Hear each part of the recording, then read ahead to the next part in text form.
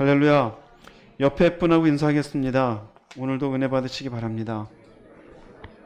네. 조금 중간에 집중이 안 되시면 기지개도 펴시고 또 차도 한잔 하시면서 가능한 하나의 말씀이라도 들어보시려고 노력하시기 바랍니다.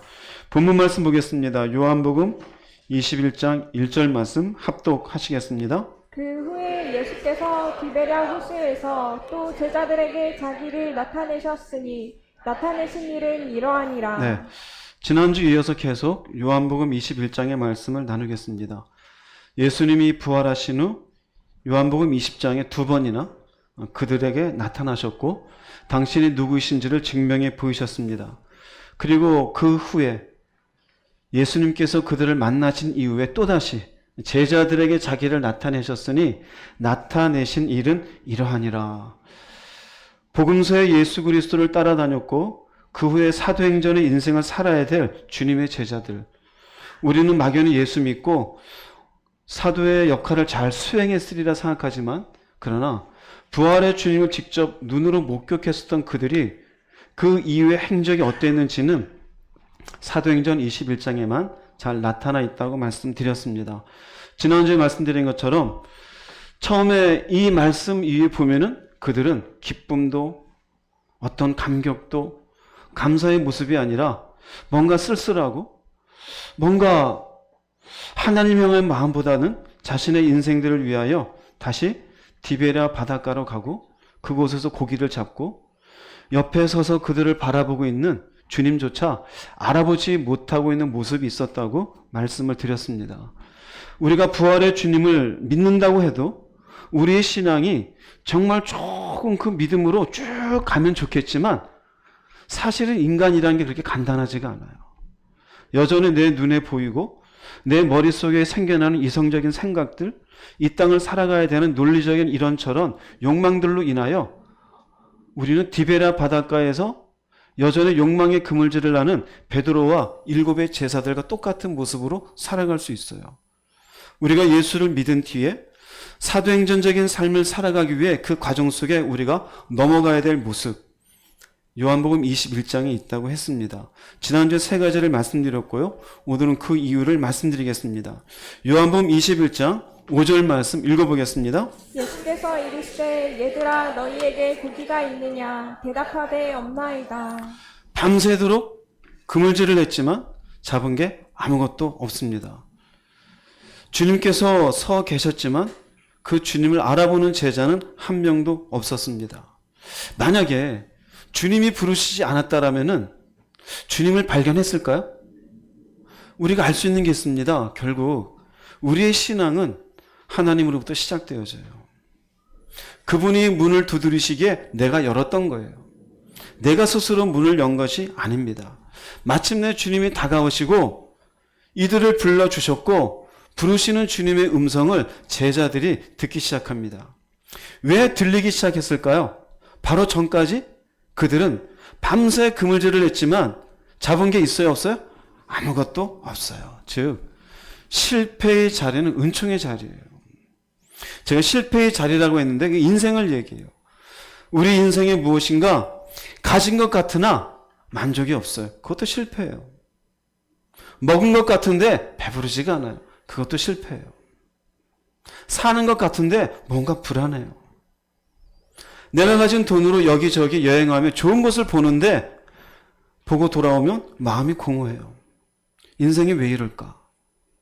열심히 일하는데 왜 눈물이 날까? 왜 나는 아이 키우는데 기쁘지 않고 이렇게 힘이 들까? 회사에서 일하는데 나는 왜 이렇게 사는 게 힘이 들까? 열심히 돈 벌려고 애썼는데 실패하고 그러나 결국 그 자리는 은총의 자리예요. 인생이라는 게 주님을 놓치면 보아도 먹어도 가져도 만족함이 없어요.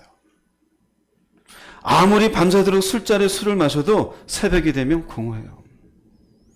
신나게 세계 여행을 다 하고 돌아와도 집에 돌아와서 눈 뜨고 다음날 사는 게 뭘까? 왜 그럴까요? 주님을 놓쳐서 그래요. 제자들이 그랬습니다. 부활의 주님을 경험했음에도 불구하고 바닷가에 서 계신 예수님을 알아보지 못했다라는 말씀이 기록될 정도로 은혜의 제자들이지만 그들은 낙심되며 공허하며 불안한 마음이 떠나가지 않았던 것이에요. 시편 119편에 이런 말씀이 있어요. 71, 72절 읽어보겠습니다. 고난당한 것이 내게 유익이라. 이로 말미암아 내가 주의 율례들을 배우게 되었나이다. 주의 입의 법이 내게는 천천 금은보다 좋으니이다. 네, 고난당한 것이 내게 유익이라. 혹시 여러분 마음 가운데 교회는 다니는데 에라 모르겠다. 도대체 사는 게 뭔지. 하나님도 모르겠고 예수도 모르겠고 그런데 예수님 십자가 지신 건 믿기는 믿는데 도대체 이게 뭔 마음인가. 여러분 고난 가운데 있는 거예요. 그 마음이 공허함 가운데 있는 거예요. 인생 나름대로 그물질을 하고 있는데 주님에 의해서 그물질을 하지 못하니 결국 건지는 게 아무것도 없는 거예요. 그런 순간 주님이 여러분의 문을 두드리고 있음을 귀를 기울이시고 들어볼 수 있기를 바랍니다. 결국 고난으로 인하여서 이전에는 주의 말씀이 전부 의심이 생기고 듣고 싶지도 않고 예배 드리고 싶지도 않고 그런 마음이었는데 그런데 마침내 율례를 배우게 되어지고 주의 말씀을 귀하게 여기게 되었다 그래요. 주의 제자들도 그래요. 빈 그물질 후에 곁에 계신 주님이 드디어 그들을 불러주었을 때 그들은 드디어 주님의 음성을 듣는 자가 되게 되어집니다. 자, 이 요한복음 21장 5절 말씀을 통해 주님께서 얘들아 너에게 고기가 있느냐 음성을 들려주신 것을 통해 부활의 주님을 눈으로 확인한 믿음의 사람일지라도 필요한 삶의 부분이 있음을 얘기해요. 오늘 네 번째입니다. 무엇이 필요하냐? 주님 앞에 어린아이의 마음이어야 한다는 거예요. 우리가 예수의 부활을 경험하고 예수님이 나를 위해 죽으셨습니다 라고 고백하면서도 얼마나 빈 그물질의 인생을 살아갑니까? 교회 다니는 사람들도. 그래서 나 예수 믿어. 빈 그물질이에요. 여전히 그 마음은 공허한데도 교회만 나와요. 주님과 함께 인생을 살지도 않는데도 여전히 자기는 예수 믿는데요. 근데 주님이 그런 인생에 뭐라고 말하느냐? 그렇게 올바른 믿음의 인생을 살려면 어린 아이의 마음이어야 한다는 것을 얘기해요.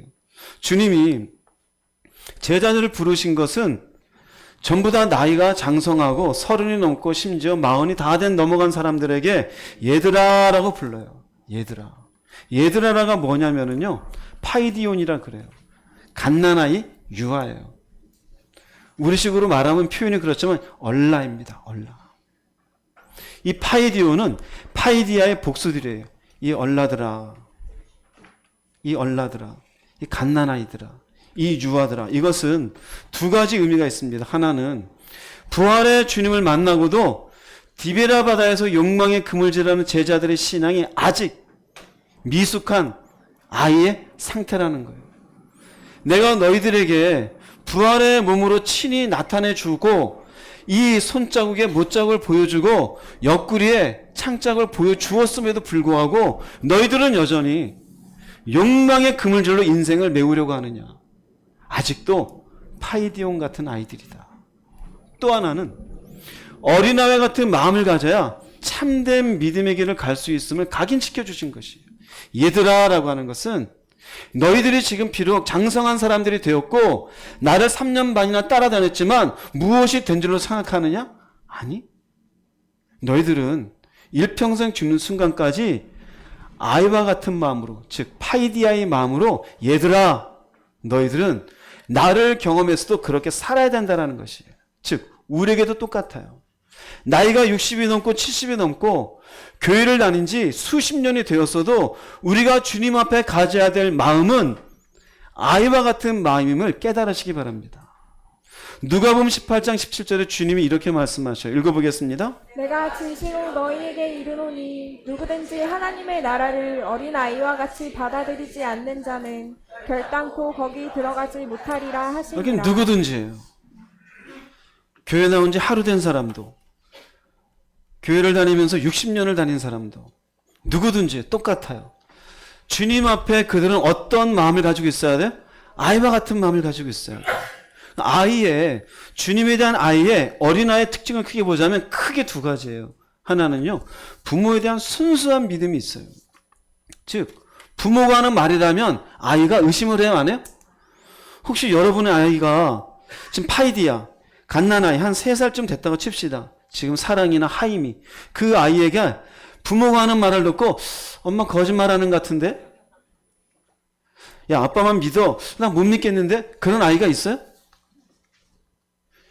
현우 형제, 하임이가 혹시 그래요? 안 그렇죠? 그 뭐냐면 순수한 믿음이에요. 제가 아이들한테 지금도 애들이 하는 얘기가 있어요. 아이들이 어릴 때 제가 공룡 막 그림 보여주면서 그랬어요. 아빠는 공룡과 싸우면 이길 수 있어. 다 믿어요. 아빠가 이기는구나. 의심하는 아이가 하나도 없었어요. 나중에 애들이 지금도 그래. 식탁에 앉아 얘기하다가 근데 아빠 그때 왜 거짓말했어? 공룡이 이긴다 그랬잖아. 제가 하는 말이 있어요. 아직 안 싸워봤잖아.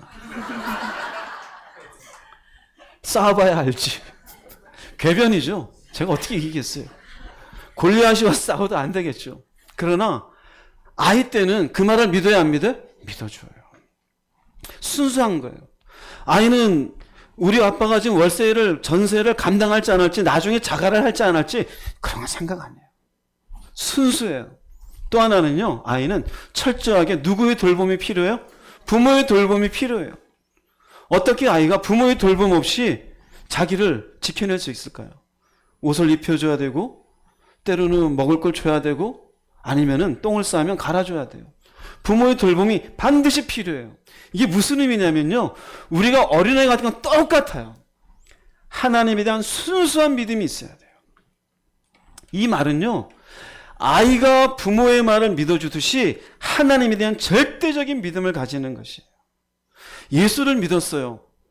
그리고 난 뒤에 우리가 정말로 순수합니까? 예수를 믿고 난 뒤에도 순수하지 않은 사람 많아요. 진짜 하나님이 7일 동안 창조를 다 했을까? 야, 이거 불가능할 것 같은데? 내가 학교에서 배운 진화론이 맞을 것 같은데? 수십억 년 동안? 빅뱅이 되고 고생대, 중생대, 신생대 이게 맞지. 어떻게 7일에 말씀으로 이게 말이 돼? 인간을 흙으로 만들었다고? 이 흙이야? 이해가 안 되는데? 부활의 주님을 만나면서도 그런다니까요. 심지어는 신학자가 되어서도 모세가 이스라엘 백성들을 홍해바다를 가른 걸 놓고 일부 신학자들은 아니다라는 거예요. 거기는 갈대밭이었다는 신학자가 있어요. 물을 가른 게 아니래요. 예수님 무리를 걸었잖아요. 신학자들 얘기해요. 그 무리를 걸은 게 아니래요. 그건 상징적인 거래요. 순수한 믿음은 뭘까요? 그걸 믿는 거예요. 할렐루야. 순수하지 않은 믿음은요. 전부 의심해요. 전부 의심해요. 저도 예수를 믿고 처음에 고민했던 내용 중에 하나는 선악과를 왜 만들었을까? 모든 걸 아신 전능하신 전지하신 하나님 인간이 죄 지을 줄 알고 왜 만들어? 없애버리지. 차라리 난 로봇가 날 뻔했는데 왜 만들었을까? 그게 뭘까요? 순수하지가 않아요. 그런데요. 어린아이 같이 받들어요. 순수하게. 내 아이가 내 말을 믿어주듯이 하나님이 말씀으로 창조했으면 예 믿습니다. 심지어 예수님 십자가 지셨으면 예 믿나이다. 하나님의 능력 예 믿나이다. 예 저는 모르지만 당신이 가라 하시니 당신의 뜻이 있는 줄로 내가 뭐합니다? 예 믿습니다. 그게 뭐예요? 순수한 믿음이. 이 사람이 돼야 된다 이거예요. 부활의 주님을 만났어도. 이렇게 되지 않으면 결단코 증인의 인생으로 살아갈 수가 없어요. 모순되게 되어져 있어요. 이건 제가 제 스스로 살아봐서 알아요. 머리로는 예수를 믿는 것 같은데 가슴으로는 안 믿어져요. 이해는 하겠는데 또다시 이해 못하는 내용이 있어요. 진짜 천국이 있을까? 늘 기도하면 성령의 은혜가 있었어요. 근데 한동안은요 의심이 있었어요. 진짜 천국이 있나? 있다고 말하면 순수하게 믿어줘야 될 거 아니에요. 근데 그게 의심이 돼요. 죽어봐야 알지. 진짜 다 지옥 가는 걸까? 아니겠지. 사랑의 하나님에겐데. 저도 이 생각에 목사가 되고서도요 40이 넘도록 있었어요. 나중에 회개했어요. 순수하지가 못했구나. 또 하나는요. 아이가 부모의 돌봄이 필요하듯이 신앙생활이 점점 해갈수록 나는 무엇으로 사는지 아세요? 은혜로 살아요. 젊어서는요 힘으로 사는 줄 알아요. 자신의 힘을 더하기 위해서 열심히 뭔가 자신의 능력을 더할 스펙들을 쌓잖아요. 좀 더 나은 대학을 가고 대학원을 진학하고 라이센스를 따고 남들보다 뭔가 내가 특출한 뭔가를 가지고 그것으로 사는 것 같죠? 여러분이 점점점 벼가 익어가듯이 신앙 안에서 익어가면은요 100%나 1000% 우리는 하나님의 은혜가 절대적으로 필요한 존재예요. 아무리 내가 재능이 있고 좋은 스펙이 있어도 그분의 은혜가 내 인생과 함께하지 아니하면 그건 종이장에 지나지 않아요. 어떤 인생은 서울대를 나와서 때로는 사기꾼이 되기도 해요. 어떤 인생은 대학도 못 나왔는데 하나님의 영광을 위해서 좋게 쓰임받는 사람도 있어요. 무슨 차이일까요? 은혜의 차이예요. 우리가 부활의 주님을 만나고 꼭 가져야 될 마음이 뭔지 알아요? 얘들아 그래, 파이디야. 아직까지 하나님 앞에 순수하지 못한 믿음이 있습니까? 의심이 됩니까? 전 이해해요. 저도 그랬으니까. 자꾸 뭔가 따지고 싶습니까? 이해해요. 그럴 수 있어요. 또 하나, 은혜가 아직 필요하지 않은 것 같습니까? 그것도 이해해요. 그럼 여러분에게 이 말씀 드리는 건 이런 마음을 가지려고 여러분 자신을 하나님 앞에 돌아볼 수 있기를 바랍니다. 이 마음을 가지지 아니하면 부활의 주님을 믿는다고 하여도 온전한 사도행전적인 삶을 사는 건 불가능해요. 그래서 스스로도 교회를 못 나오는 것, 아니 안 나가는, 이거는 내가 아닌 것 같고, 나가긴 나가는데 이렇게 사는 게 너무 힘든 것 같고, 애매한 중간 지점에서 믿음도 아니고 불신앙도 아닌 삶을 살고 은혜도 아니고 자기 능력도 아닌 이상한 색깔의 인생이 되어져요. 사도행전적인 삶이 될 수가 없겠지요. 제자들로 치자면은요, 이렇게 정리할 수 있어요. 주님을 3년 반이나 따라다니고 말씀을 듣고 부활을 눈으로 목격했어요.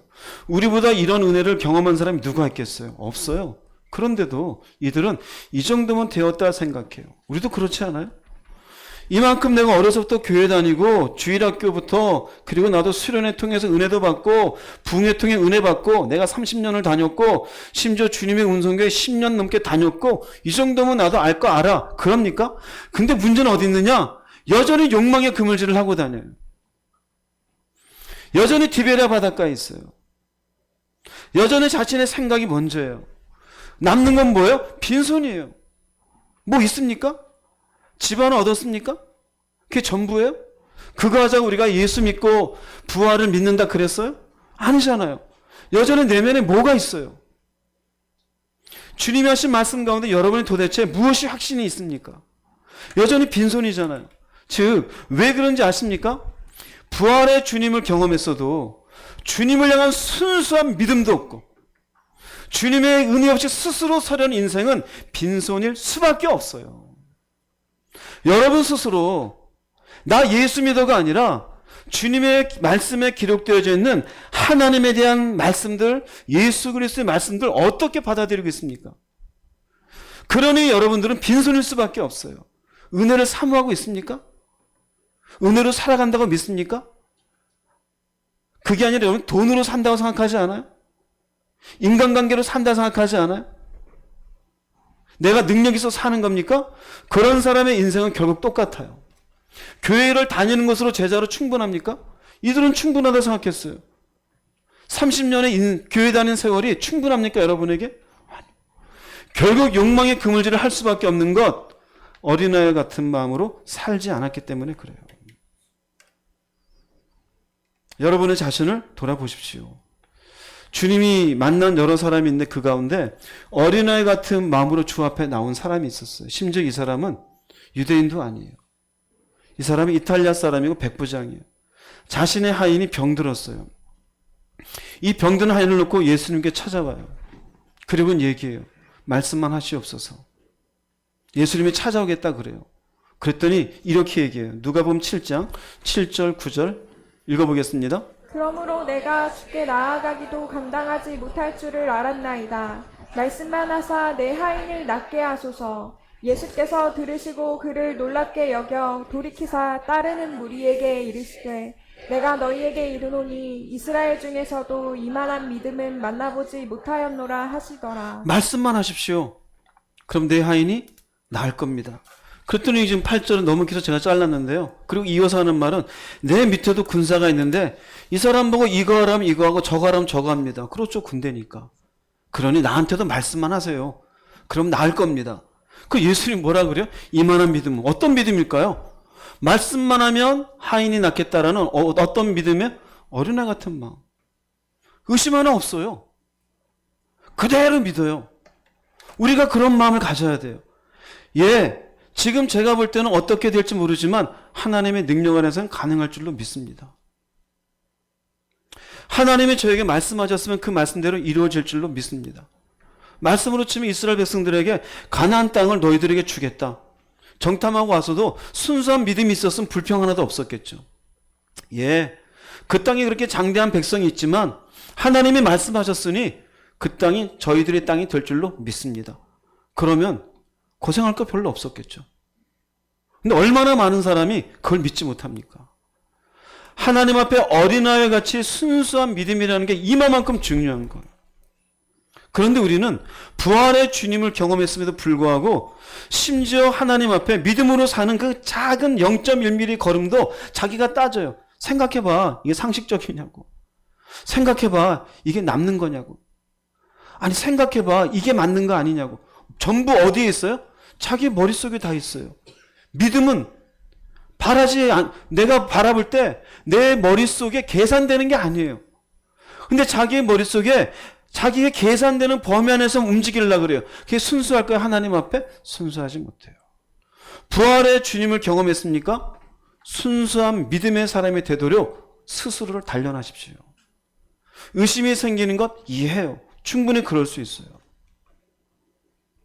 여러분의 믿음이 순수할 수 있기를 바랍니다. 고린도후서 12장 9절 10절 한번 읽어보겠습니다. 나에게 이르시기를 내 은혜가 내게 족하도다. 이는 내 능력이 약한 데서 온전하여짐이라 하신지라. 그러므로 도리어 크게 기뻐함으로 나의 여러 약한 것들에 대하여 자랑하리니 이는 그리스도의 능력이 내게 머물게 하려 함이라. 바울은 지병이 있었습니다. 우리가 성경을 보면 사도행전에도 그야말로 지금 사람에게 시키면 이건 뭐 그냥말로 고행길이죠. 그냥 아시아 전체, 터키 전체, 그리고 그리스, 로마까지 그냥 맨발로 돌아다니는 사람이에요. 그런 건데 몸이 병이 있으면 그게 얼마나 불편할까요? 그 병을 놓고 기도하죠. 하나님이 너한테는 은혜가 내 은혜 충분해. 뭐라고 하시느냐? 내 능력은 약한 데서 온전해진다. 약한 데서. 그럼 약하니까 그리스도의 능력이 머물러야 될 거 아니에요. 즉 자신의 힘으로 그 일을 한 것이 아니라고 지금 바울은 얘기하는 거예요. 내가 모든 사도들보다 더 많이 수고했으나 이건 내가 한 것이 아니요 나와 함께 하신 하나님의 은혜입니다. 그럼 바울은 어떻게 살았을까요? 바울은 지병에 시달렸지만 일평생 어떤 마음으로? 어린아이의 마음으로. 어린아이는 부모의 돌봄이 필요하다 그랬잖아요. 바울이 강력해서가 아니라 바울은 약하지만 하나님의 은혜를 간절히 사모하는 마음으로 사도의 직분을 감당했다라는 얘기예요. 우리도 똑같은 거예요. 예수를 경험했습니까? 부활의 주님을 만났습니까? 정말 우리에게 필요한 게 뭔지 아세요? 네. 그리스도의 능력이 내게 머물기를 사모하는 마음이에요. 할렐루야. 그런데 많은 교인들이 거꾸로예요. 스펙을 쫓아다니고 자신의 어떤 커리어만 생각하고 인생의 시간을 자기가 원하는 것을 채우고 싶어요. 그럼 어쩌다 교회 한번 나와가지고 주여 내가 원하는 이게 있는데 이거 좀 해주십시오. 누가 주인이고 누가 종입니까? 우리는 매 시간 하나님 당신의 은혜를 의지합니다. 오늘도 은혜 베풀어 주시옵시고 오늘도 은혜로 살게 하시니 감사합니다. 내일도 내가 눈뜰 수 있을 것이란 보장을 어디에서 할 수 있어요? 주님의 은혜 안에서 보장받는 거예요. 여러분들이 뭔가 계획하는 인생의 계획도 하나님의 은혜가 허락이 돼야 그 계획이 성취될 수 있는 거예요. 내가 낳은 자녀일지라도 이 자녀가 무슨 사고를 당할지 어떤 인생을 살지 알 수 있어요? 모르잖아요. 하나님의 은혜가 이 아이와 함께 해야 이 아이도 그분이 쓸만한 사람으로 자라갈 수 있는 거예요. 내가 만드는 게 아니에요. 우리의 삶의 모든 부분은 하나님의 은혜가 내 삶 가운데 임해야 그 은혜가 내 삶을 살아가도록 만들어주는 거예요. 이것을 깨닫는 여러분 되시기 바랍니다. 제발 착각하지 마세요. 우리는 아이와 같이 부모의 돌봄이 필요한 아이와 같이 하나님의 돌보심이 필요한 존재임을 절대적으로 깨달으시기 바랍니다. 그러니 성경에 나옵니다. 사는 것도 죽는 것도 누구의 손에 있어요? 내 마음에 있는 게 아니에요. 하나님 우리를 부하기도 하시고 낮추기도 하셔요. 내가 자녀를 내 마음대로 내가 아이를 낳아야지 그런 것 같아요? 아니요. 하나님이 허락한 자녀인 거예요. 여러분이 일하고 있는 일터도 하나님이 허락한 일터이고요. 여러분이 한 달 내내 일하고 얻어들인 그 월급도 하나님이 허락해서 살 수 있도록 그 금전을 허락해 주신 것이에요. 모든 건 하나님의 은혜이니 내가 어린아이 같이 주님의 은혜를 의지하는 신앙인이 되어야 됨을 깨달으시기 바랍니다. 하나님의 은혜를 간절히 사모하는 자의 마음을 성경에서 가장 잘 표현한 것이 있어요. 제가 개인적으로 굉장히 좋아하는 말씀이에요. 시편 123편 2절 말씀 읽어보겠습니다. 상관의 손을 바라보는 종들의 눈같이 여주인의 손을 바라보는 여종의 눈같이 우리의 눈이 여호와 우리 하나님을 바라보며 우리에게 은혜 베풀어 주시기를 기다리나이다. 종은 왜 상전의 손을 바라보냐면요, 주인이 시켜서 밭에서 일을 해서 뭔가를 거뒀지만 그건 내 겁니까? 주인의 것이에요. 그 주인에게 드리면서 뭘 생각할까요? 저도 좀 얻었으면 좋겠는데, 우리 애들이 기다리는데 저 볕담 몇 개만 주면 안 될까? 근데 그 말 할 수 있어요, 없어요? 그 말 못해요. 그러니 어떻게 해요? 손길이 어디로 가요? 자기는 볕담 날라서 주인님 배 왔습니다 하는데 그것을 이렇게 받는 주인의 손이 혹시라도 나한테 하나 주지 않을까 싶은 마음. 여주인의 손을 바라보는 여종은 그냥 주인이 시키는 대로 콩나물도 무치고 여기 시금치도 무치고 제육도 만들었어요. 묵국도 막 끓여놨어요. 근데 우리 집에 애가 생각나요. 저거 우리 애들 참 좋아하는 묵국인데 저 한 그릇 안 줄까? 근데 말할 수 있어요, 없어요? 말 못하죠. 말하는 순간 여주인에게 무슨 불효령이 떨어질지 모르는 거예요. 옆에서 음식을 만들고 참기름 냄새 막 우리의 생각은 나는데 여주인에게 그걸 받으면서 다 만들었어요, 주인님 할 때 어디를 봐요? 손을 보는 거예요. 왜요? 은혜를 바라는 거예요. 은혜. 그 은혜라는 건 내 게 아니에요. 상대방의 것이에요. 그런 마음으로 우리가 누구를 바라보는 거예요? 하나님을. 하나님. 그러니 우리가 은혜를 바란다는 건 주십시오가 아니에요. 당신의 은혜가 필요한 존재임을 고백하는 것이에요. 주님께서 디베라 바닷가의 자신을 못 알아본 사람, 이 제자들에게 얘들아 파이디아야, 어린아이 같은 마음으로 살라란 마음은 바로 이거예요. 너희가 이제 부활의 날을 만났으니 일평생 죽는 순간까지 하나님의 은혜를 사모하는 자로 살아라. 또한 하나님의 말씀, 그분의 능력, 그분의 이끄심 속에 절대적으로 의심하지 말고 아이와 같이 믿는 믿음으로 너희들의 인생을 가꾸어 가라란 의미입니다. 여러분들의 신앙은 어떤지 보십시오. 우리는 걸핏하면 나도 예수 믿는 게 끝이 아니라니까요. 나도 교회 다녀. 교회 다니는데 어쩌라고요? 그게 계급장입니까? 나 50년 됐어. 저희 교인들은 이제 그런 소리 안 하는 것 같은데 하지 마세요. 할 필요가 없어요. 나 권사야, 장로야. 그래서 저희 교회 싹 없앴죠. 네, 필요 없습니다. 그냥 다 성도입니다. 하나님 앞에 어린아이 같은 마음을 가지고 주님 앞에 겸손히 살아가는 여러분 되기를 주의 이름으로 축복합니다. 이게 우리에게 필요해요. 네 번째고요. 다섯 번째는 다시 시작하라입니다. 요한복음 21장 6절 말씀 읽어보겠습니다. 이르시되 그물을 배 오른편에 던지라 그리하면 잡으리라 하시니 이에 던졌더니 물고기가 많아 그물을 들 수 없더라. 여러분에게 물어보겠습니다. 그물을 오른편에 던지라는 얘기는 주님이 계속 받잖아요. 이것들이 왼편으로만 던지고 오른편은 안 던지네? 그랬을까요? 밤새 그물질한 제자들이 왼편에만 실컷 던지고 오른편은 놓쳤을까요? 아니죠. 오른편은 던져봤을까? 안 던져봤을까요? 던져봤어요. 그런데 지금 오른편으로 던져라 그래요. 왜 그럴까요? 왜? 이 의미는요, 말씀을 따라 다시 시작하라는 얘기예요. 밤새 던져서 왼편, 오른편, 앞편, 뒤편 다 던진 건 자기들의 의지였어요. 지금은요, 주님의 의지예요. 주님이 말씀하셔요. 근데 이거 어디서 많이 본 것 같지 않아요? 배 오른편에 던져라? 베드로를 처음 만났을 때 주님이 하신 말씀이에요. 그때 고기를 많이 잡고 베드로는 모든 걸 내버려두고 주님을 따랐어요. 무슨 의미일까요? 예, 신앙의 시작도 말씀에서 시작하고 신앙의 회복도 결국은 말씀에서 출발이 되어져요. 우리가 흔히 하는 말이 있어요. 믿음은 들음에서 난다고. 듣는 게 없이 어떻게 믿음을 가질까요? 근데 믿음을 가진 뒤에 자신이 회복되어야 되는 순간에 말씀을 따라 시작하라는 것을 깨닫지 못하는 사람이 많아요. 뭐만 하느냐? 고민만 해요. 생각만 해요. 아, 나도 예수 잘 믿었으면 좋겠는데 가만히 있어요. 아, 이제 어느 순간 예수님 십자가 진 게 왜 내 죄를 위해서 죽은 잘 모르겠는데 가만히 있어요. 교회 수십 년 다니고 아, 이러다 죽으면 천국 가는가 지옥 가는가 아, 잘 모르겠는데 이게 전부 회복돼야 될 인생들 아닙니까? 근데 어디서 출발을 못하느냐? 말씀에서 출발을 못해요. 말씀을 가까이 하지 않아요. 그럼 회복이 있을까요? 없을까요? 없어요. 절대로 없습니다.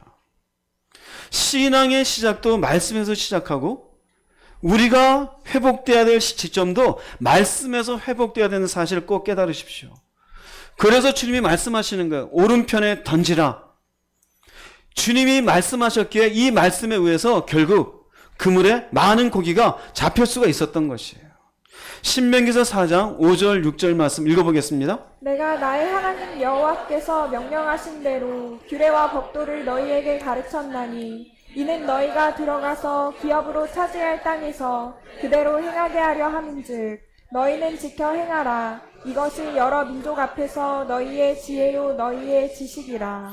이스라엘 백성들을 애굽에서 이끌어내고 이제 가나안 땅 바로 직전에 하나님이 모세를 통해서 주시는 말씀이에요. 이제 가나안 땅에 들어가요. 가나안 땅에 들어간다는 것은 새로운 출발이죠. 근데 이 출발에 뭐라 그래요? 내가 너에게 다 가르쳤으니 그곳에 들어가서 그대로 그 말씀대로 살아라. 지켜 행하라. 이것이 너희의 지혜고 너희 지식이다. 이 말은요, 가나안에 들어가는 이스라엘의 새로운 출발은 무엇이라는 거예요? 그런데 보세요. 그곳에 들어가면 여러 민족 앞에서, 여러 민족은 뭐 하냐면 그들은 열심히 땀 흘리고 씨 뿌리고 그리고 열매를 맺고 바알 앞에가 절하고 이래요. 어쩌면은 가나안에 들어가서 이스라엘 백성들이 말씀을 붙잡고 제사를 드리고 그분의 말씀에 의해서 하나님 섬기는 것은 내가 씨 뿌려서 농사 짓고 그것을 열매 맺는 일하고는 관계가 있어요 없어요? 없는 것 같아요. 내가 가서 씨 뿌리는 것하고 뭔 관계가 있어요? 그런데 뭐라 그래? 이게 너희들의 지혜라는 거예요. 즉 열매 맺게 하는 분은 누구예요? 하나님이에요. 내가 당장 씨 뿌리는 그 노동하고 말씀을 지키는 것하고는 별 관계가 없는 것 같은데 말씀을 지켜 행하는 그 자체가 결국 이 땅에서 살아가는 방식의 지혜라는 거예요. 그러니 여러 민족이 봤을 때는 저 이스라엘 족속은 이상하도다. 이 일을 못하게 되겠죠. 우리에게도 똑같아요. 우리가 왜 말씀과는 시작하지 않는지 아세요? 바빠요. 말씀을 봐야 된다는 건 알아요. 그런데 돈 버느라 바쁘고 TV 보느라 바쁘고 드라마 보느라 바쁘고 유튜브 보느라 바쁘고 노느라고 바쁘고 먹느라 바빠요.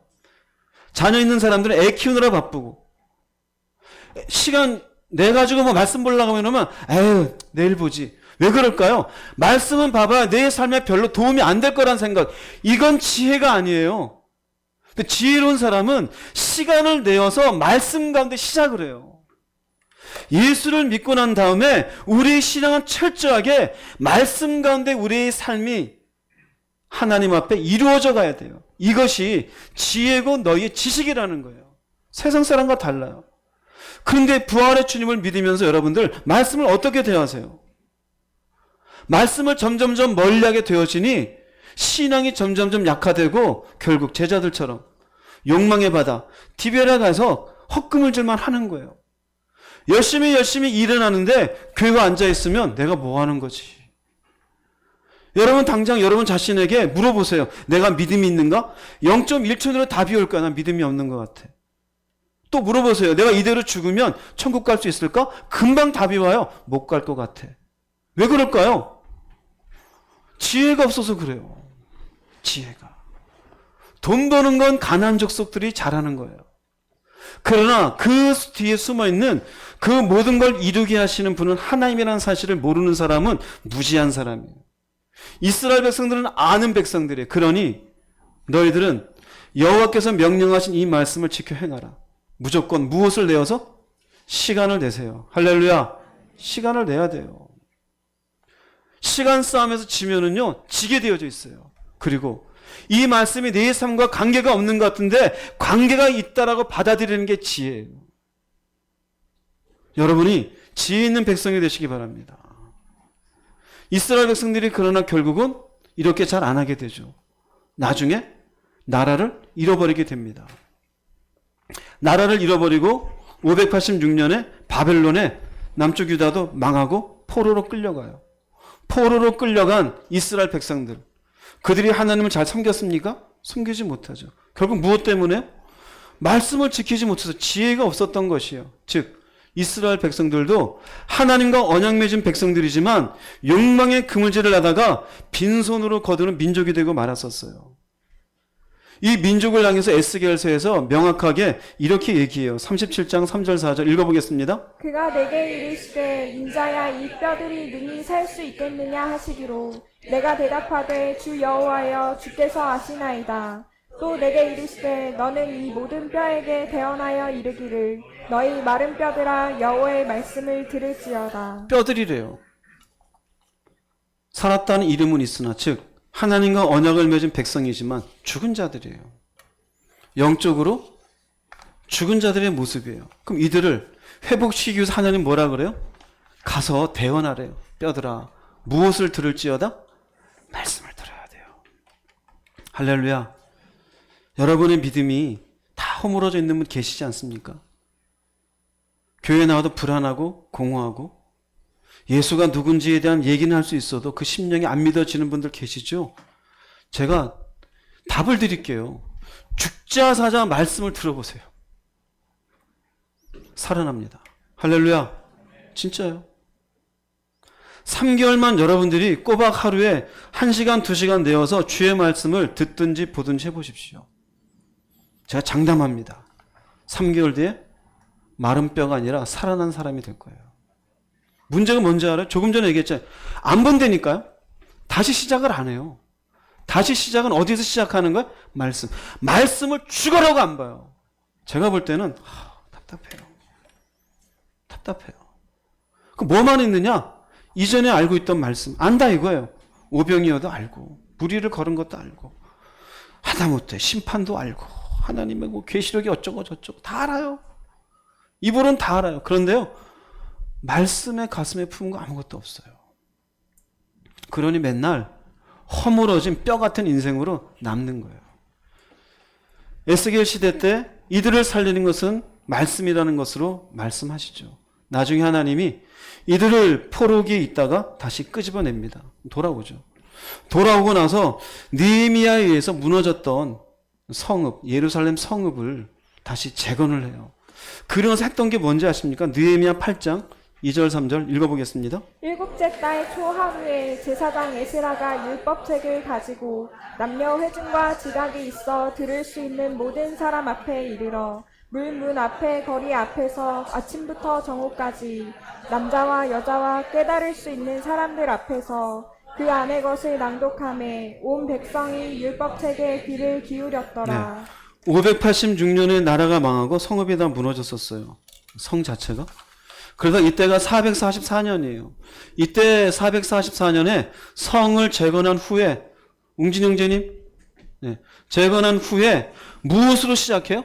말씀으로 다시 시작해요. 다 모아놓고. 근데 우리는 어떤지 알아? 교회 좀 다닌 사람들 자기가 회복이 안 되는데 머리로 시작하려고 그래요. 앉아서 고민해요. 아 나도 깨져야 되는데 안 깨져요. 나 버려야 되는데 안 버려져요. 아 나 그만 쇼핑해야 되는데 30년 고민해 보세요. 쇼핑의 중독에서 벗어날 수 있는지. 안 벗어나져요. 아 그만 좀 화를 내야 되는데 아 그만 좀 세상을 바라봐야 되는데 머리로만 해요. 머리로만. 아 나 예수의 십자가를 잘 알아야 되는데 머리로만 하는 건 절대로 안 돼요. 어디서 시작해요? 말씀에서요. 말씀으로 다시 시작해요. 사람들을 모아놓고 사람들 앞에 그것을 다 율법책에 귀를 기울여요. 그럼 그 다음에 하는 것 느헤미야서 8장 8절 9절 읽어보겠습니다. 하나님의 율법책을 낭독하고 그 뜻을 해석하여 백성에게 그 낭독하는 것을 다 깨닫게 하니 백성이 율법의 말씀을 듣고 다 우는지라. 깨닫게 해줘요. 여러분들 말씀을 보되 주르르르르르 그냥 이야기만 눈으로 보지 마세요. 생각해야 돼요. 모르는 것 있으면 저한테 물어보시고. 여러분들이 깨닫기 좋게 할 수 있는 가장 좋은 건 설교 말씀이에요. 왜요? 다 해석해서 여러분에게 낭독해주고 있잖아요. 스스로 말씀 부르는 것도 좋아요. 그러나 회복해야 될, 내가 다시 시작해야 될 신앙이라는 사람은요, 이거 봐봐야 눈에 들어와요, 안 들어와요? 들어와요, 안 들어와요? 알잖아요. 안 들어와요. 안 들어와요. 괜히 마태복음 폈다가 시험 들어요. 뭘 낳고 아우 지겨워. 시험 들어 안 봐요. 말씀을 들어야 돼요. 그럼 어떻게 됩니까? 왜 울고 있을까요? 하나님의 말씀대로 살지 못하여 우리가 나라를 잃어버리고 이렇게 포로가 되어 고생하다 여기 와서 이렇게 또 하나님의 은혜 베푸셔서 성을 완공하게 하셨네요. 하나님의 섭리를 뭐 하는 겁니까? 깨닫기 시작하는 거예요. 자신들의 죄를 고백하기 시작하는 거예요. 그리고는 그 말씀을 울면서 그 다음 느헤미야 9장 가면 또 이렇게 돼 있어요. 느헤미야서 9장 1절 3절 말씀 읽겠습니다. 그달 24일에 이스라엘 백성들은 다시 모여 금식하며 선배옷을 입고 머리에 티끌을 뒤집어 쓰고 모든 이방 사람들과의 관계를 끊은 채 자기들의 죄와 조상들의 죄를 고백하였다. 그들은 그대로 서서 3시간 동안 낭독하는 여호와의 율법의 말씀을 듣고 그 다음 3시간 동안은 자기들의 죄를 고백하며 그들의 하나님 여호와께 경배하였다. 네, 다 모여서 금식합니다. 은혜롭습니까? 은혜롭지 않습니까? 은혜롭지 않아요? 네, 은혜롭죠. 왜 저러고 있을까가 아닙니다. 네. 자기들의 죄와 조상들의 죄를 고백해요. 그리고 뭐예요? 3시간 동안 여호와의 말씀을 딱 어떻게 해서요? 서서. 앉은 거 아닙니다. 서서. 그리고 그 다음 3시간 어떻게 해요? 자기들의 죄를 고백하며 그들이 하나님 여호와께 경배해요. 하나님께. 총 몇 시간이에요? 6시간 동안 누웠습니까? 서 있습니까? 의자에 앉았습니까? 6시간이에요. 제가 개척하고 14년 지나면서 가장 많이 들은 이야기 중 하나. 1번. 목사님 설교 좀 짧게 해주세요. 네, 6시간 동안 해볼까요? 한번? 네? 몰라서 하는 소리예요. 제가 왜 할까요? 여러분 깨달으라고요. 시간 지키는 게 예배가 아니에요. 하나의 말씀이라도 여러분들의 자신들의 죄를 발견하고 하나님을 경배하라는 시간이 이 예배 시간이에요. 다른 교회는 1시간 하고 목사님 20분이면 끝나는데 우리 목사님은 1시간 넘게 한다. 예, 여전히 그런 분 계셔요. 그건 몰라서 그래요. 앉아주는 게 예배입니까? 아니요. 겸손하게 하나님의 말씀 앞에 내가 어떤 인간인지를 돌아보고 하나님 앞에 자신을 돌이켜 하나님을 온전히 경배하기로 결정하는 게 예배예요. 하나님의 말씀을 온전히 지키는 지혜를 깨닫지 못했던, 조금 전에 말씀 쭉 연결해 보세요. 신명기서부터. 결국은 그게 너희들 지혜라 그랬는데 그걸 놓쳐버려요. 마른 뼈는 뭐로 사느냐? 말씀으로 산다. 그리고 돌아왔어요. 깨달았어요. 이제는 정말로 당신의 말씀대로 사는 사람이 되겠습니다. 말씀으로 시작하는 거예요. 말씀으로. 여러분의 심령에 말씀이 들어가기를 정말 주의 이름으로 축복합니다. 오늘은 뒤에 시계 좀 보지 마세요. 원래 저희 교회 뒤에 시계가 없었어요. 제가 보지 말라고. 하도 시계 좀 해놓으라 그래서 해놓은 거예요. 백화점 가면 여러분 시계가 있어요? 없어요? 시계 파는데 가야 봐요. 없어요. 왜 그럴까요? 시간을 잊어버리고 마음껏 쇼핑하세요. 사실 교회에 시계는 필요가 없어요. 시간을 잊어버리고 마음껏 하나님을 예배하고 기도하는 거예요. 또 박 권사님 또 뒤에 시계 보시네요. 그만 보세요. 자, 말씀이 과연 이렇게 우리를 이끌어간 이유는 뭐냐면요. 시편 119편 130절 한번 읽어보겠습니다. 주의 말씀들이 들어가면 빛을 주며 그것이 우매한 자에게 명철을 주나이다. 희한합니다. 말씀이 들어가야 빛이 들어가요. 우매하다는 의미는 뭐예요? 내 생각과 내 논리와 내 재능으로 이게 인생이지. 아니면 회복되기 이전에 인생이라면은 나도 은혜 받은 사람인데 알 거 다 알아. 우매한 거예요. 이스라엘 백성으로 치면 언약 맺은 백성이고 제사법은 깨알같이 알고 있어요. 그러나 하나님 말씀은 안 지켜요. 우매한 거죠. 근데 말씀이 들어가면서 깨달아져요. 하나님의 섭리가 무엇인지, 하나님의 능력이 무엇인지, 그분의 살아계심이, 그분의 창조가, 나라는 인간의 연약함, 이렇게 깨달아져요. 아, 이게 인생이구나. 예수는 왜 오셨는지, 십자가 은혜가 무엇인지, 내가 앞으로 살아갈 것은 무엇인지, 내가 오늘 살면서 공부하고 돈 벌고 이 세상에서 뭔가를 내 역할을 하더라도 야, 인간 사는 게 이런 것이구나. 말씀을 통해서 깨닫는 거예요. 할렐루야. 내 논리가 아니에요. 이성이 아니에요. 여러분이 우매한 자가 되지 않기를 바랍니다. 그래서 성경 보면은요, 고린도전서에 하나님께서는 세상에 지혜 있는 자를 아무것도 아닌 것으로 여긴다고 생각하신다 그래요. 세상의 지혜가 하나님의 지혜 앞에 어떻게 대할 수 있을까요? 그런데 인간은 여전히 자기의 생각으로 따져요. 여러분들 그렇지 않습니까? 그럼 여러분들은 아직 시작하지 않은 사람이에요. 부활의 주님을 믿을지라도. 온전한 믿음의 사람이 되고 싶습니까? 말씀으로 다시 시작하십시오. 3달만 말씀 앞에 바짝 매달려 보십시오. 틀림없이 여러분의 내면에 하나님이 빛처럼 비추어 주시는 은혜가 있을 줄 믿습니다. 계시록 3장 1절 3절 한번 읽어보겠습니다. 사대교회의 사자에게 편지하라. 하나님의 7영과 7별을 가지신 이가 이르시되 내가 내 행위를 아노니 내가 살았다 하는 이름은 가졌으나 죽은 자로다. 너는 일깨어 그 남은 바 죽게 된 것을 굳건하게 하라. 내 하나님 앞에 내 행위에 온전한 것을 찾지 못하였노니 그러므로 내가 어떻게 받았으며 어떻게 들었는지 생각하고 지켜 회개하라. 만일 일깨지 아니하면 내가 도둑같이 이르리니 어느 때 내게 이르는지 내가 알지 못하리라. 네가 살았다는 이름은 가졌으나 죽은 자로다. 교회 잘 다녀요. 집사님이고 성도님이고 뭐 같이 교회에 있을 때는 아우 형제님 뭐 무슨 말 다 해요. 그러나 뭐예요? 마른 뼈예요. 그냥 죽은 자예요. 근데 하나님의 마음은 이 죽은 자 같은 심령도 살리고 싶은 거예요. 어떻게 합니까? 네가 어떻게 받았으면 어떻게 들었는지 생각하고 이게 뭘까요? 말씀이에요. 지금 여러분들이 주의 말씀을 받고 있잖아요. 듣고 있잖아요. 여러분들이 회복하기 위해서 그 말씀을 다시 한번 예전에는 생각하고지만 지금은 파일이 있잖아요. 파일을 다시 한번 살펴보면 되잖아요. 그리고 어떻게 해요? 지켜 회개하라. 일깨지 아니하면 말씀으로 너희가 일깨지 아니하면 도둑같이 이르면 어떻게 된다는 얘기예요? 죽은 자로다. 그대로 있으면 별거 아닌 것 같았던 진짜 천국이 있을까? 지옥이 있을까? 심판이 있을까? 예. 믿지 않는 상태에서는 그게 안 믿는 게 뭐 별거 아닌 것 같죠? 근데 저와 같이 확신하는 상태에서 보면은요, 그 사람은 지금 물가로 나온 물고기예요. 조금 뒤에 죽을 운명이라고요. 여러분 깨달으시기 바랍니다. 돈을 아무리 가져도 자신이 세상에서 어떤 재능 있는 사람으로 인정을 받을지라도 결국 영적으로는 죽은 자예요. 그럼 여러분 제발 부탁합니다. 말씀 앞에 다시 시작하세요. 말씀 앞에.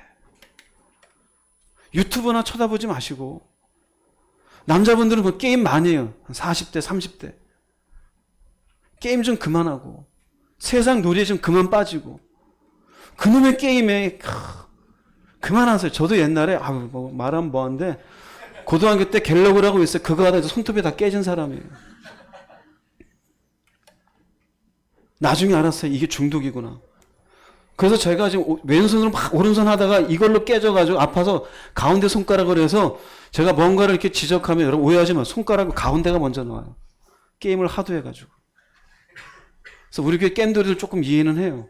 지성이라든지 믿음이라든지 태영이라든지. 그만하세요 좀. 깨달으시기 바랍니다. 말씀 안에서 시작하십시오. 그래서 그 말씀이 여러분에게 빛이 비추어지고 나면은 희미하고 불투명했던 말씀에 대한 이해하지 못한 게 이해가 돼요. 어린아이 같지 않았던 뭔가 교만하며 의심이 많았던 심령의 의심이 사라지게 되어져요. 부활의 주님이 확신하게 내 마음속에 오게 되어지고 이제 내가 이렇게 살아야겠다라면서 사도행전적인 사도의 인생을 나도 모르게 한 걸음씩 살게 되어져요. 무엇이 가능하게 합니까? 말씀입니다. 그래서 주님이 배 오른편으로 던져라 얘들아 라고 한 것은 다시 내 말씀을 붙잡고 시작하는 제자들이 되라라는 말씀이 되어져요. 여러분도 말씀으로 여러분의 신앙의 시간을 보내십시오. 말씀을 가까이 하면 산자요, 말씀을 멀리하면 반드시 의심하는 자가 됩니다. 그리고 욕망의 바닷가에 가서 욕망의 그물질만 하는 인생으로 끝나게 되어집니다. 그렇게 되지 않기를 주의 이름으로 축복합니다. 그 다음에 우리에게 주는 말씀은 그물이 찢어지면 안 된다라는 의미를 우리에게 보여줘요. 요한복음 21장 11절 말씀 읽어보겠습니다. 시몬 베드로가 올라가서 그물을 육지에 끌어올리니 가득히 찬 큰 물고기가 153마리라. 이같이 많으나 그물이 찢어지지 아니하였더라. 성경에 153마리나 이렇게 많은데 그물이 찢어지지 아니하였더라라고 기록하는 것은 이전에 이 정도의 고기 같으면 어땠다라는 걸까요? 찢어졌다는 의미예요. 지금 우리의 좋은 그물의 어떤 그걸 생각하고서 이 정도면 되겠지라고 하는데 지금은 우리가 여러 가지 합성 섬유를 만들어서 안 끊어지게 만든 거고요. 그땐 그렇지가 않아요. 어느 정도 무게가 되면은 그 무게에 의해서 찢어졌다는 거예요. 이 사람들은 전부 다 어부들이잖아요. 간혹 예전에 누가 저한테 물어봤어요. 아니 이것 때문에 찢어집니까? 제가 옛날 청년부 지도할 때 청년이 와서 물어봤어요. 제가 그랬어요. 생각해봐라. 2000년 전에 그물이 뭐 대단했겠냐. 생각해봐요. 2000년 전에 그물이 뭘 대단했겠습니까? 그러니 100마리 넘는 그물 정도 이렇게 꽉 차게 되면 끌어올리다가 툭툭 터지는 거예요. 근데 희한하죠? 여기는 찢어지지 아니하였더라. 밤새 그물질에서 안 잡힌 그것도 이상한데 오른편에 던지려 해서 잡았는데 너무나 많이 잡혔는데 이번에 안 찢어진 것도 이상하다고 성경에 기록이 되어져요. 여러분 성경 볼 때 성경에는 의미가 없는 구절이 있어요 없어요? 없어요. 단어 하나하나 다 의미가 있어요. 여기에 물고기란 말이 있어요. 물고기를 잡았는데 이 물고기는 찢어지지가 않았어요. 물고기란 의미는 굉장히 중요한 의미를 가지고 있어요. 물고기는 중요한 5가지 단어로 형성되어 있어요. 물고기란 말 자체는 헬라어로 익투스라고 해요. 익투스. 여러분 아마 어서 들었을 거예요. 그게 무슨 말이냐면요. 이 이는요. 이에수스 예수고요. 이 크는요. 크리스토스 그리스도. 여기는 데우스고 하나님이고요. 휘오스 아들. 밑에 이 쓰는요. 소테로 구원자예요. 요건 대문자고 요건 소문자예요. 이 말의 의미는 뭐냐면요. 예수 그리스도는 하나님의 아들이요. 구원자이시다라는 의미가 되어져요. 즉 그물을 끌어올릴 때 이전에 밤새도록 그물질에서 이 안에 고기를 바라면서 끌어올릴 때는 자기의 욕망이었어요. 자기의 의지였어요. 그러나 지금 그물을 배 오른편에 던지라라는 것은 무엇을 의지하고 있어요? 주님의 말씀을 의지해요. 주의 말씀을 끌어올리면서 그들은 사실은 예수 그리스도의 말씀을 마음에 품고 그물질을 했다라는 것을 의미해요. 그 그물질을 했기 때문에 이 그물은 찢어질 수 있다 없다? 찢어지지 않는 것이에요. 즉 제자들이 손으로는 물고기를 끌어올리고 있었지만 마음으로는 예수 그리스도를 붙잡고 있었다 이거예요. 우리 인생도 세상에 나가서 살아야 돼요. 그러나 예수를 붙잡고 살아가는 인생은 빈 그물질이 될 수 없어요. 사업을 해도 예수를 붙잡고 사업하는 사람 그 사업은 찢어지지 않아요. 세상에 나가서 허드렛 일을 하더라도 예수를 붙잡은 인생은 찢어지는 인생이 아니에요. 그들이 욕망의 그물질을 할 때 그들의 인생도 찢어지고 있었어요. 어떤 학위를 받았든 어떤 사회의 대접을 받든 예수에 의해서 살아가지 않는 인생은 찢어지게 되어져 있어요. 그러나 예수 그리스도를 의지하여 그물질을 할 때 그들의 인생은 찢어지지 않는 증인의 인생으로 연결될 수 있었던 것입니다. 즉 무슨 말이냐면요. 부활의 주님을 만나고도 찢어지는 인생이 있어요. 찢어지는 가정이 있어요. 얼마나 많습니까? 똑같이 둘이 교회 다니는데 왜 찢어질까요? 서로의 욕망이 부딪히니까요. 왜 예수 믿는 저 사장님이 왜 저렇게 살까? 왜 그럴까요? 욕망의 그물질만 하는 사장님이니까요. 여러분의 가정 어떻습니까? 여러분의 인생 어때? 부활의 주님을 만나고도 뭐 하고 있어요? 자기 욕망에 그물질만 하고 있어요. 예수는 어디 갔어요? 예수님을 의지하며 예수를 붙잡고 여러분의 인생을 살아야 되는데 살지 말라는 게 아니잖아요. 여러분의 직업 현장 열심히 살아야 되는데 예수님이 없어요. 자기의 욕망만 있어요. 자기의 재능만 있고 인생의 커리어만 있고 성공만 있고 부자 될 마음만 있어요. 그건 찢어지게 되어 있어요. 즉 예수 그리스도를 붙잡지 않고 자신의 욕망만 붙잡은 인생은 찢어지는 그물이 되고 말아요. 인생도 찢어지고 영혼도 찢어지고 가정도 찢어지고 불협화만 나게 되어져 있어요. 여러분의 인생을 살펴보십시오. 왜 내 인생은 찢어지고 있을까? 여러분의 욕망 때문에 그래요. 그게 부딪히는 거예요. 그러나 지금 제자들이 주님의 말씀을 의지하여 그물질하는 오른편에 던져 그물질하는 묵직하다 할 때는 그 일은 여전히 똑같은 작업된 일이지만 주님이 말씀하셨고 주님을 붙잡았기 때문에 찢어져야 될 그물이 찢어진다 안 찢어진다? 안 찢어지는 거예요. 할렐루야. 깨닫는 귀가 있기를 주의 이름으로 축복합니다. 깨달으세요. 우리 인생에 예수를 놓으면 안 된다는 얘기예요. 일은 열심히 하세요. 여러분이 일터에서 열심히 최선 다하세요. 그러나 주님과 함께 일하는 자가 되십시오. 공부하는 학생이라면 주님과 함께 공부하는 학생이 되고 마지막 죽음을 준비하는 분이라면 그 죽음을 예수 안에서 준비하셔야 되고요. 예수 안에 우리는 그물질 해야 돼요.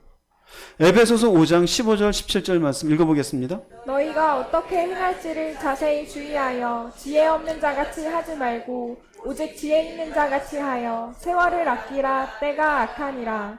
그러므로 어리석은 자가 되지 말고 오직 주의 뜻이 무엇인가 이해하라. 여기에 지혜 있는 자는 세월을 아끼는 사람이죠. 어리석은 자는 세월을 아끼지 않는 거죠. 그럼 우리가 시간 낭비하는 것이냐? 그런 의미가 아니에요. 세월을 아끼라. 이 아끼다 의미는 엑사고라조라 그래요. 건져 올려요. 즉 세월을 건져 올리다. 세월을 건져 올리라. 근데 뒤에는 뭐라 그래요? 때가 악하니라. 무슨 말일까? 이 의미가? 인생의 시간을 예수님 붙잡고 살아가라는 얘기예요. 내가 하고 싶은 것, 내가 놀고 싶은 것, 내가 먹고 싶은 것, 내가 즐기고 싶은 게 아니에요. 이 인생의 시간을 주님의 말씀을 붙잡고 제자들의 배 오른편에 던진 것처럼 인생의 시간을 예수 붙잡고 산 시간이 건져 올리는 시간인 것이에요. 이 사람이 지혜로운 사람이에요. 이렇게 살지 않는 사람은 어리석은 사람이에요. 내 논리와 내 생각과 내 이생각, 내 생각에 이런저런 마음을 가지고 예수는 안 붙잡고 살면은 결국은 어리석은 자가 되고 주의 뜻이 무엇인지도 몰라요. 오로지 자신의 뜻밖에 없어요. 그러면 이렇게 인생의 시간을 예수님 붙잡고 살아가게 되어지면 그물이 찢어질까요? 안 찢어질까요? 안 찢어져요. 인생도 가정도 영혼도 찢어지지 않아요. 여러분의 가정에 아내와 남편 잘 생각해봐요. 왜 우리가 이렇게 자꾸 불협화음이 나고 서로가 감정 싸움이 있을까?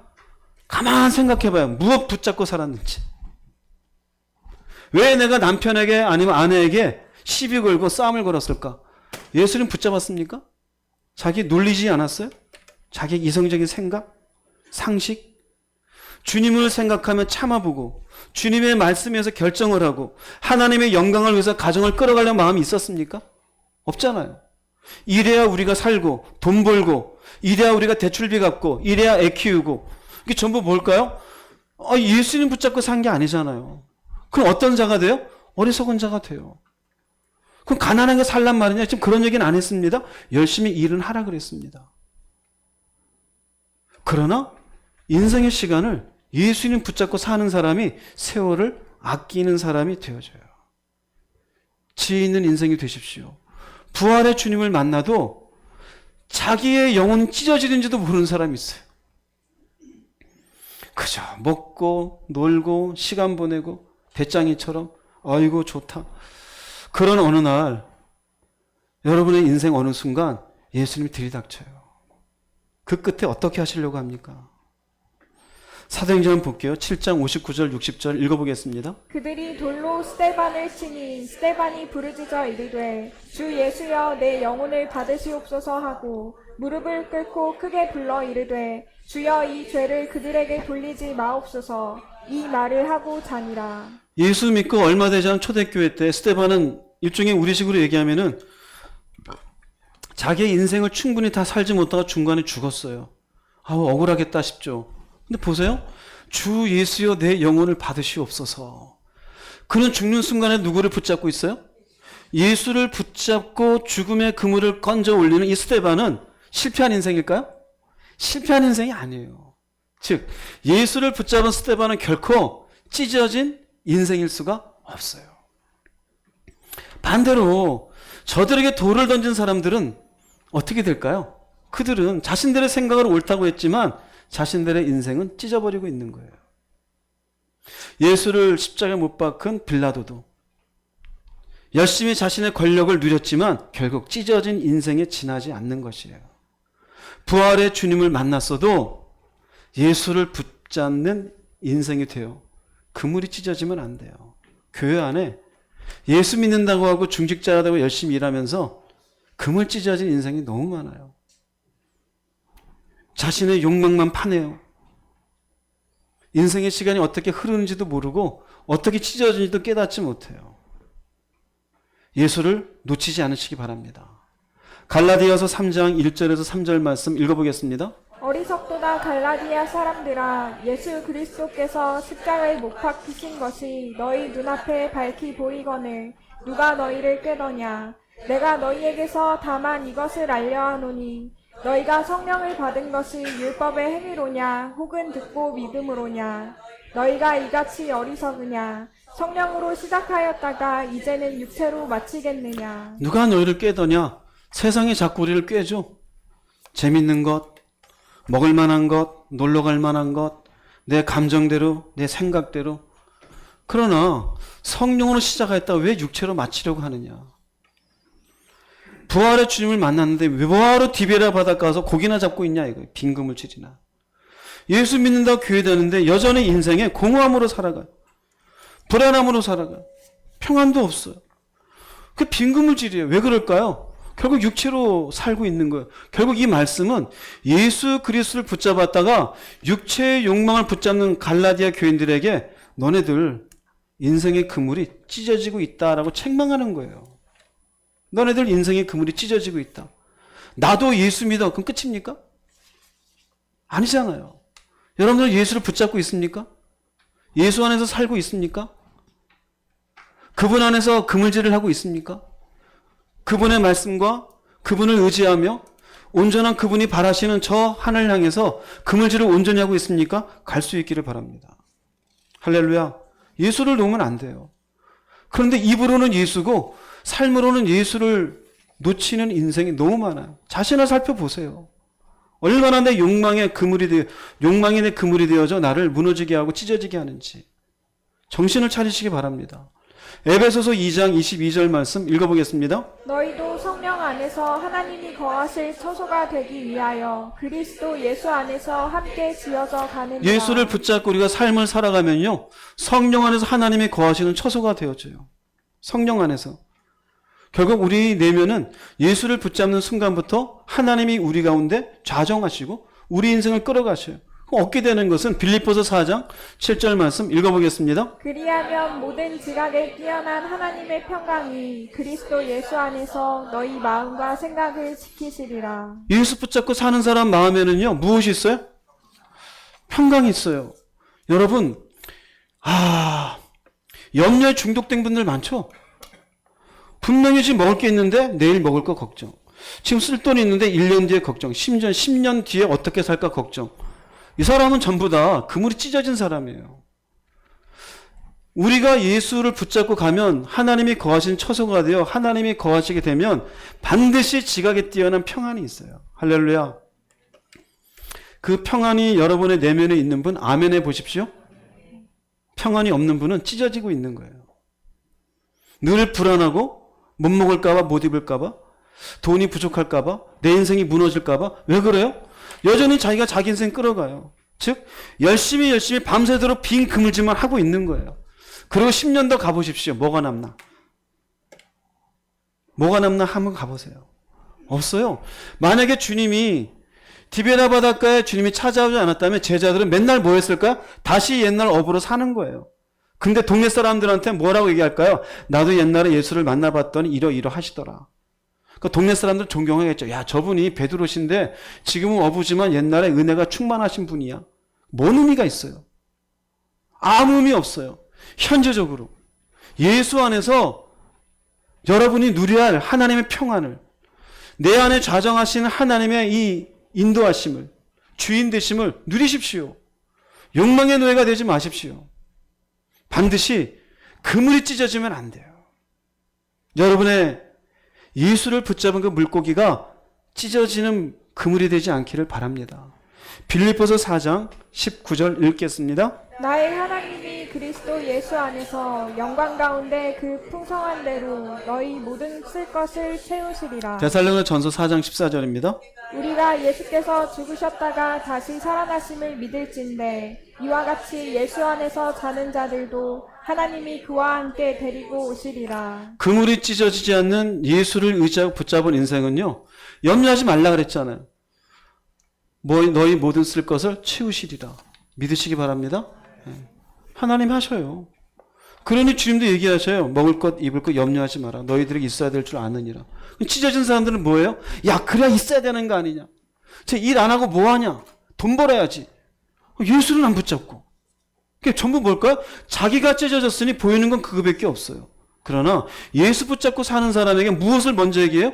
먼저 주님을 다시 만나시고 회복하십시오. 그리고 다시 사회에 나가서 최선 다해 일하십시오. 그게 맞는 거예요. 왜요? 찢어지면 안 되잖아요. 다시 주님을 의지하는 인생이 돼야 되죠. 여기 말씀은요, 예수를 붙잡고 있는 사람들은 결국 예수 안에서 자는 사람들이 하나님이 그와 함께 데리고 오시리라. 마지막 순간까지 주님을 의지하고 붙잡고 산 사람들은 나중에 하나님이 이 땅에 내려오시고 주님이 이 땅에 강림하실 때 그들을 다시 부활시켜 함께 내려오신다는 거예요. 우리가 이 땅에 사는 동안 주님이 오신다면 그분을 공중에서 영접할 수 있는 것이고요. 나중에 심판이 우리 앞에 있다면 심판은 나와 관계없이 영원한 생명을 누리는 사람들 누굴까요? 예수를 붙잡고 그물이 찢어지지 않은 사람들이에요. 여러분의 인생을 돌아보십시오. 어떻습니까? 제자들이 예수님 만나고 그물질하고 자신들의 손으로 쓴 거예요. 154마리나 되는 이 그물질이 놓으면 이 그물은 찢어져야 되는데 찢어지지 아니하더라. 왜요? 주님이 말해서 잡은 물고기니. 우리도 그래요. 주님의 은혜로 주님을 만난 인생이니 찢어지면 안 돼요. 예수 안에서 여러분의 가정이 찢어지지 않기 바랍니다. 인생이 찢어지지 않기 바랍니다. 영혼도 찢어지지 않기 바랍니다. 예수 안에서 하루하루의 시간을 보내십시오. 재능이 전부가 아니에요. 하기가 다가 아니에요. 젊음이 전부가 아니에요. 제발 깨달으시기 바랍니다. 예수 안에서 찢어지지 않은 인생의 그물질을 하시기를 주의 이름으로 축복합니다. 오늘 이 세 가지를 합니다.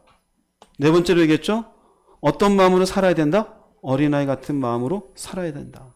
다시 시작하는 우리의 신앙은 어디에서 시작돼야 된다? 말씀. 말씀 가운데 잘 가세요. 그 다음에 세 번째로 무엇이 찢어지면 안 된다? 그물이 찢어지면 안 돼요. 예수를 만났잖아요. 그 예수를 이렇게 잡은 물고기를 잡은 여러분의 인생의 그물이 찢어지지 않아야 돼요. 찢어지지 않기를 주의 이름으로 축복합니다. 기도하겠습니다. 말씀을 생각하시면서 주님 한번 부르시고 통성으로 기도하겠습니다.